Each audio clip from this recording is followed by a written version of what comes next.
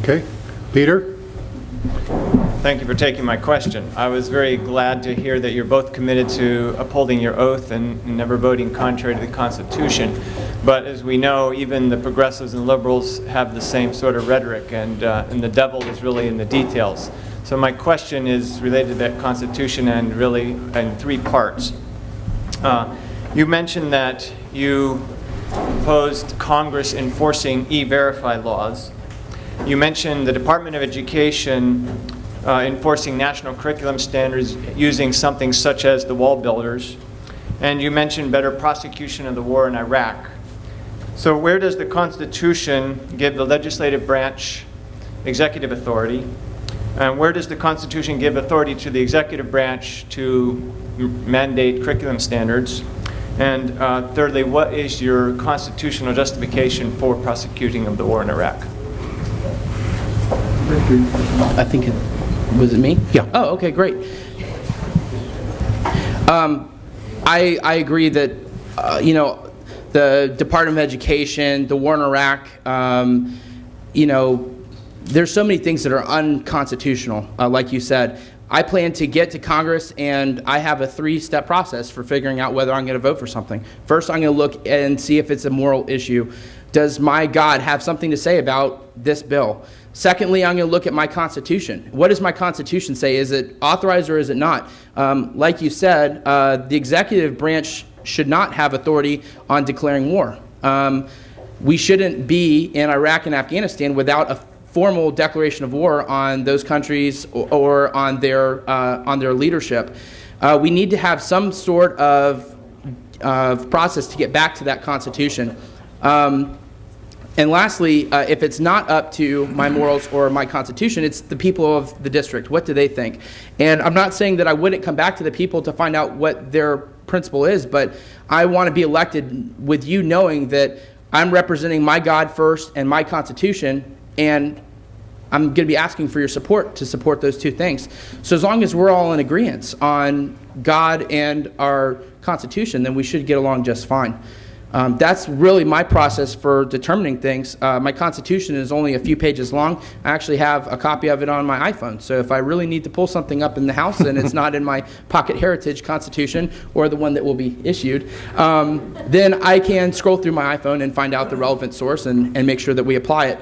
I think it's really as simple as finding the things that are unconstitutional and just voting no. We really just need to get back to that Constitution. We absolutely need to get back to the Constitution. We need to get to smaller government. We need to get to a lot of things. There's a lot of big items on there that we have to get to, a lot of big goals. My problem is that, we have a lot of people that stand up and say, we got to get, we're going to shrink the size of government, and then they don't say how we're going to do it. As far as the Department of Education goes, I would love to eliminate it. If I could eliminate the first thing, if I put in a bill and say we're going to eliminate it, and I get enough votes in the House, and wham, the Department of Education is gone. Great. Okay? If not, I'm going to start hacking away at it. 10%, 20%, 30%, until it's gone.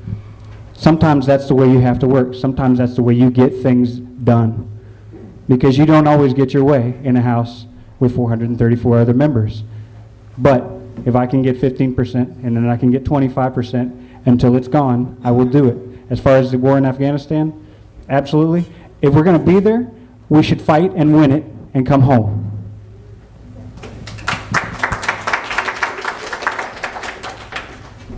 I agree.